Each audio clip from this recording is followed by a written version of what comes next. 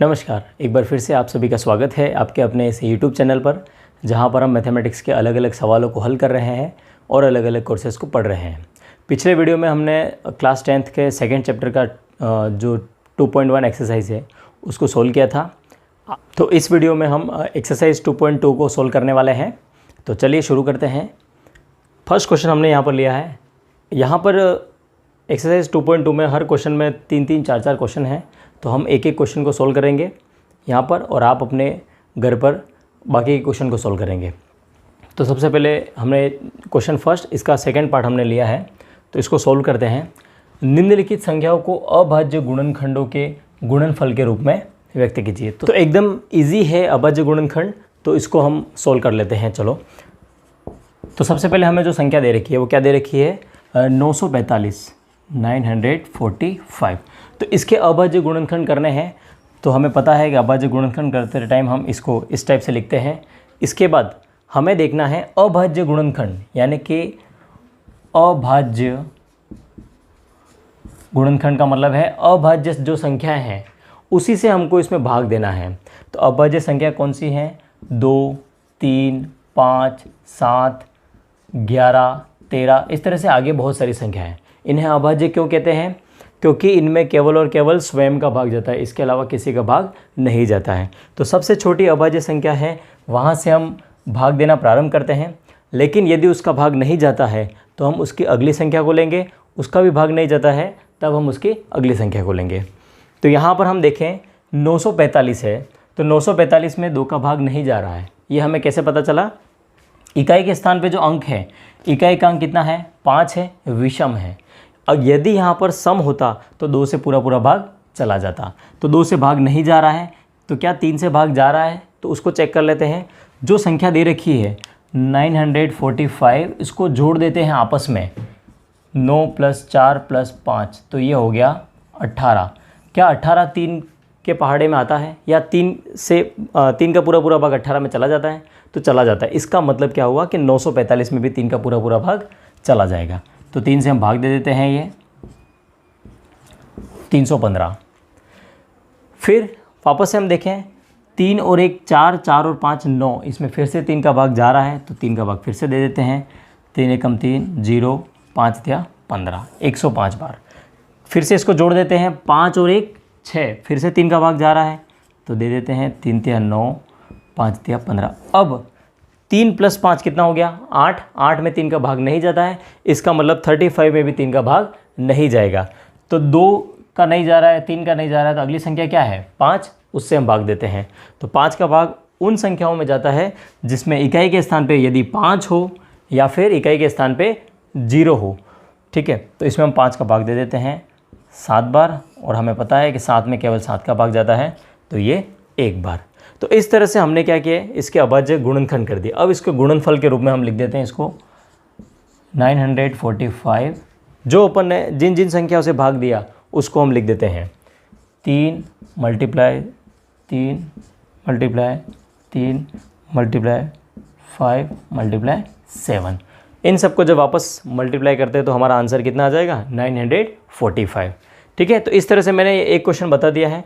बाकी क्वेश्चन इस क्वेश्चन के जो बाकी क्वेश्चन हैं वो आप सॉल्व करेंगे। चलिए आगे बढ़ते हैं। एक और क्वेश्चन हमने ले लिया है प्रश्नावली 2.2 का दूसरा प्रश्न। पूर्णांकों के निम्नलिखित युग्मों का महत्तम समावर्तक यानी कि HCF एवं लघुत्तम समावर्तक यानी LCM ज्ञात कीजिए तथा सत्यापित कीजिए कि HCF × LCM करें तो जो पूर्णांक यानी कि जो संख्या हमें दे रखी है उनके गुणनफल के बराबर आ जाता है। तो हम इसको सोल्व करते हैं। 336 और जो दूसरी संख्या है हमारे पास वो है 54। इन दोनों का हमें पहले HCF ज्ञात कर लेते हैं और फिर हम LCM फाइंड करते हैं। तो HCF फाइंड करने के लिए हम क्या करते हैं? जैसे हमने पहले पढ़ रखा है, बड़ी संख्या में छोटी संख्या का भाग दे देते हैं। ठीक है, तो बड़ी संख्या में हमने इसमें भाग दिया तो ये 6 बार जाएगा। 324 घटाएंगे इसको तो यहाँ पर ये आएगा 12। ठीक है, और फिर हमें क्या करना है? जैसे ही जो शेषफल बचा, अब वो शेषफल है वो भाज्य बन जाएगा और जो 54 है वो बन जाएगा भाजक। ठीक है, फिर इसमें भाग दे देते हैं 12 चौक 48, घटाया 6 शेषफल बचा।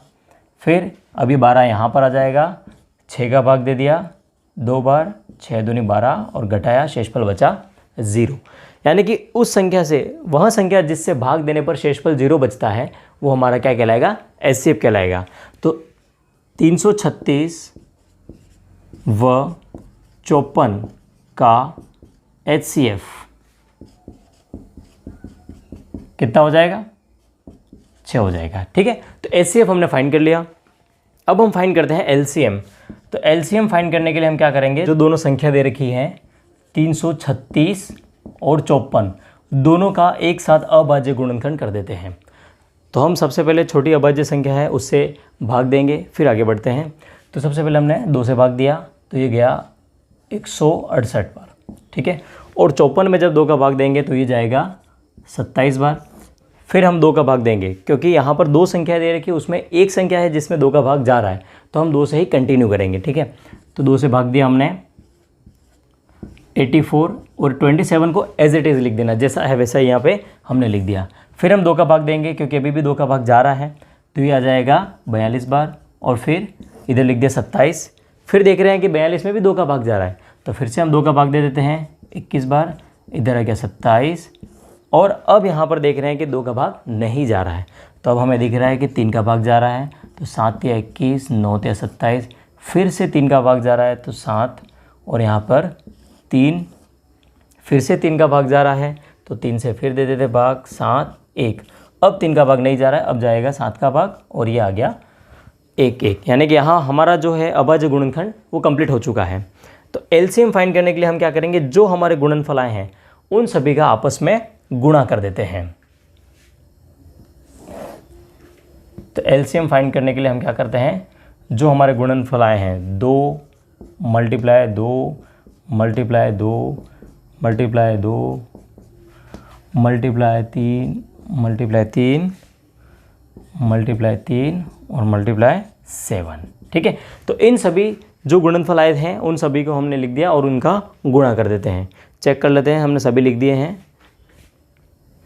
ठीक है, अब इसका जब गुणा करते हैं तो हमारा ये गुणा आ जाएगा 3024। तो एलसीएम आ गया हमारे पास 3024, एचसीएफ आ गया 6। तो इसको हम सोल्व करते हैं, एचसीएफ मल्टीप्लाई एलसीएम, तो ये आ जाएगा 6 मल्टीप्लाई 3024। जब इसका गुणा करते हैं तो हमारा उत्तर आएगा 18144। ठीक है, अब हमें चेक करना है कि जो 2 संख्या दे रखी है, 2 पूर्णांक दे रखे हैं, क्या उनका गुणनफल ये आ रहा है। तो देखते हैं, 336 मल्टीप्लाई 54 जब हम करते हैं तो हमारा गुणनफल आता है 18144।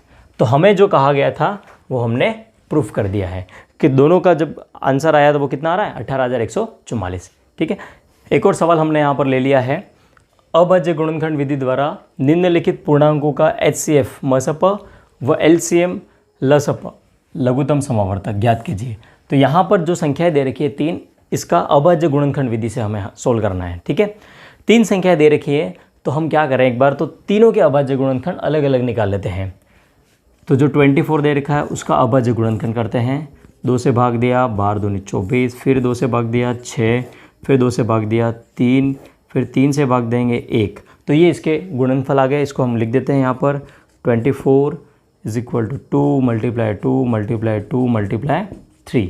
अब यहाँ पर हमें क्या करना है, इसमें थोड़ा सा अलग जो करना है वो ये है कि यहाँ पर 2 कितनी बार आ रहा है, 3 बार आ रहा है, तो हम इसको लिख सकते हैं 2 की घात 3 और गुणे में 3, 3 की घात 1 है। ठीक है, फिर यहाँ पर है 15, उसके भी अभाज्य गुणनखंड कर देते हैं।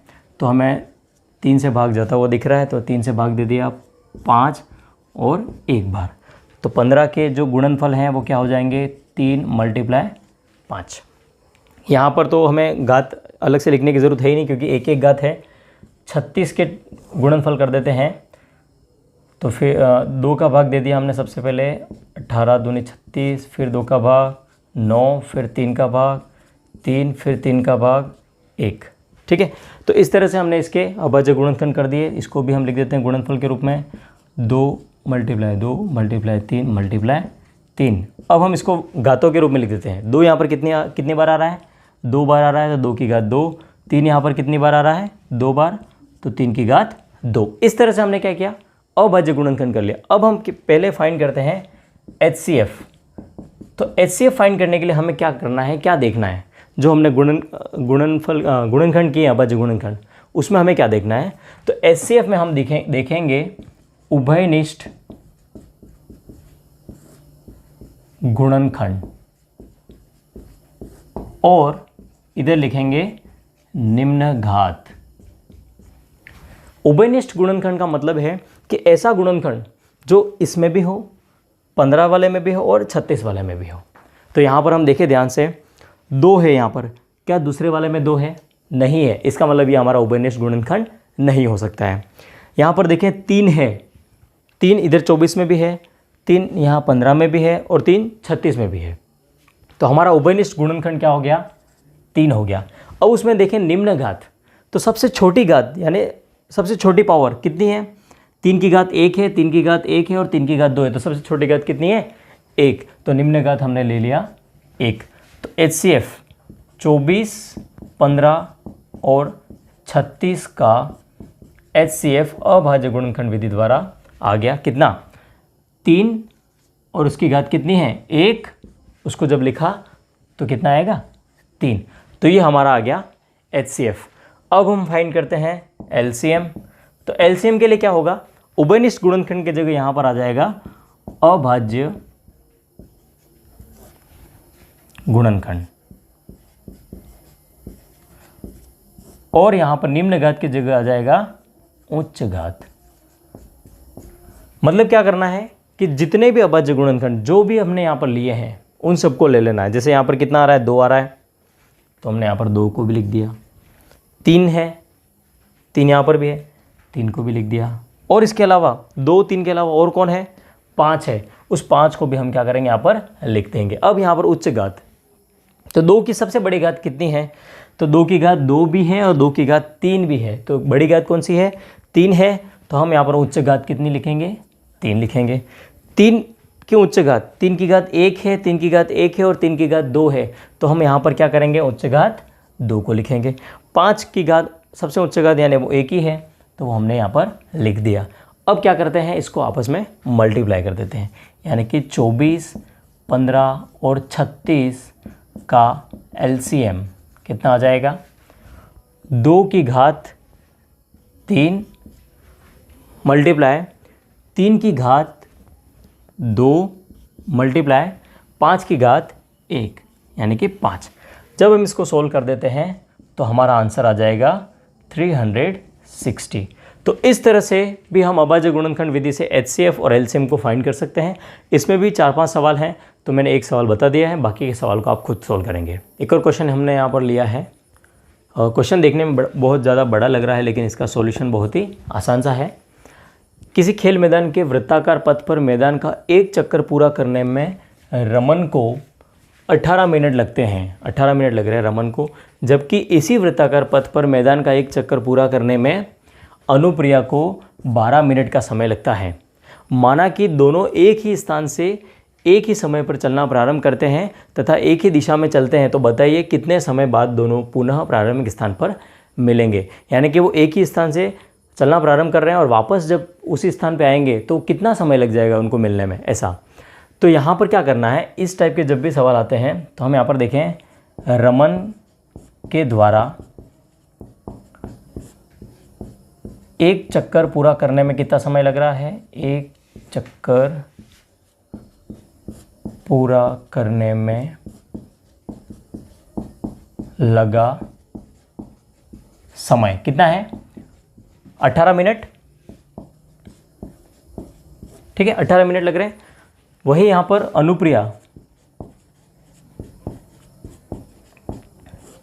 अनुप्रिया को एक चक्कर मैदान का एक चक्कर पूरा करने में लगा समय कितना लग रहा है, कितना लग रहा है 12 मिनट, ठीक है। तो 12 मिनट इसको लग रहे हैं। अब यहाँ पर क्या है कि पुनः प्रारंभिक स्थान पर मिलेंगे, यानी कि वे दोनों वे दोनों पुनः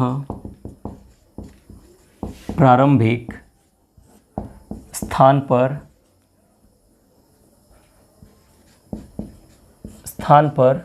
मिले।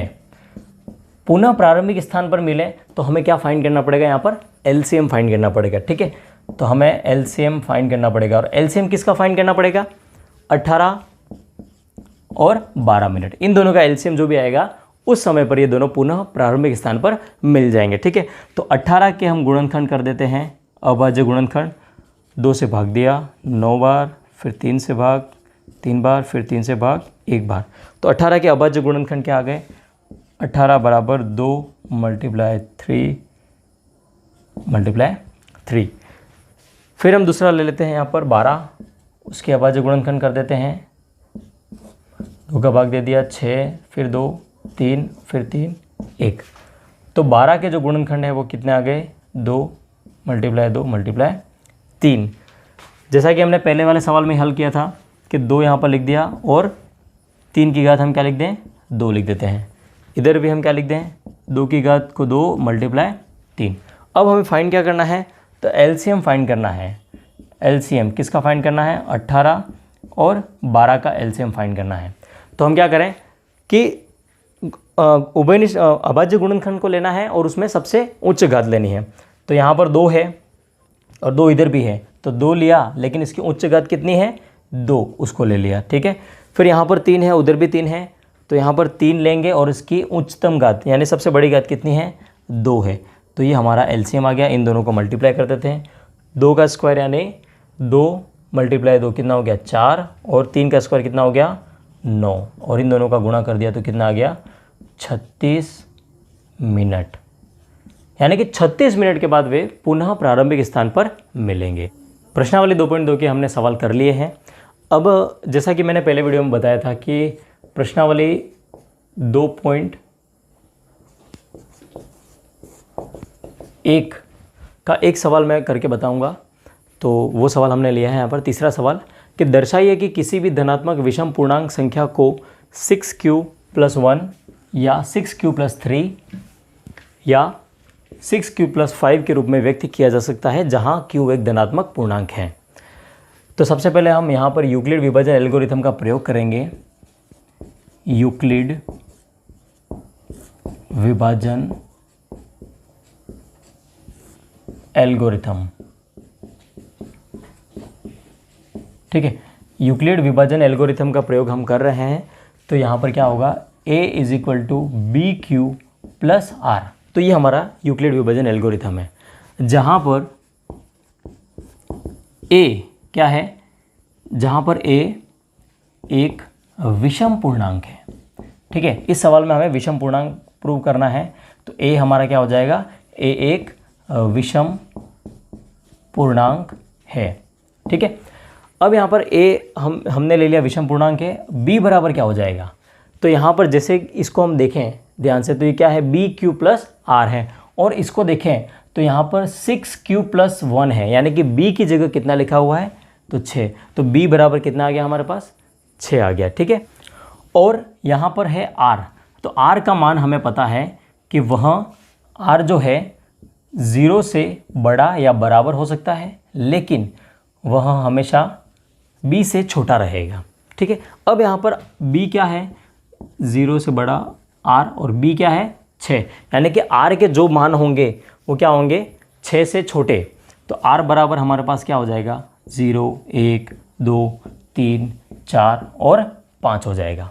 ठीक है, तो अब हम इसको लिखते हैं, तो a बराबर हो जाता है, b की जगह कितना आ गया, 6q + 0 लिया तो ये आ गया 6q + 0, फिर a बराबर 6q + 1 लिया तो 6q + 1, फिर a बराबर 6q + 2 लिया तो ये आ गया 6q + 2। इसी तरह हम आगे बढ़ते हैं, a बराबर 6q + 3, a बराबर 6q + 4, a बराबर 6q + 5। तो इस तरह से हमारे पास ये संख्याएं आ गई हैं यूक्लिड विभाजन एल्गोरिथम से। अब हम यहाँ पर देखें कि हमें क्या लेना है, विषम पूर्णांक लेना है। तो जहाँ जहाँ पर हम सम संख्या लिखी हुई है प्लस में, जहाँ पे r का मान सम है, जैसे 0 है, फिर 2 है, फिर 4 है, तो जैसे हम 0 रखते हैं यहाँ पर, तो ये 6q है, वो क्या आएगा, सम संख्या आएगी। तो एक ये सम पूर्णांक आ गया, प्लस का 2 है, तो यहाँ पर भी क्या है, ये सम पूर्णांक है, और ये भी सम पूर्णांक है। तो 3 सम पूर्णांक है, तो हम सम पूर्णांक को नहीं लेंगे। तो यहाँ पर लिख देते हैं a बराबर या 6q plus 0, 6q plus 2, 6q plus 4 सम पूर्णांक है, सम पूर्णांक है। तो हमें क्या चाहिए, विषम पूर्णांक है। अतः विषम पूर्णांक, तो हम विषम पूर्णांक के रूप में लिख सकते हैं, तो विषम पूर्णांक, तो विषम पूर्णांक कौन कौन से बच गई, 6q प्लस 1, 6q प्लस 3 और 6q प्लस 5। तो यही हमें सवाल में पूछा गया था और ये हमने प्रूव कर दिया है कि विषम पूर्णांक संख्या को 6q प्लस 1 ये विषम संख्या आएगी, 6q प्लस 3 भी विषम संख्या आएगी, 6q प्लस 5 भी विषम संख्या आएगी। तो हम विषम पूर्णांक के रूप में व्यक्त कर सकते हैं। ठीक है, तो इसी तरह से और भी हम आगे क्वेश्चन को सोल्व करने वाले हैं, एक्सरसाइज पूरी सोल्व करने वाले हैं। तो आप हमारे साथ बने रहिए, उसके लिए चैनल को सब्सक्राइब कर दीजिए और वीडियो को लाइक ज़रूर कीजिए।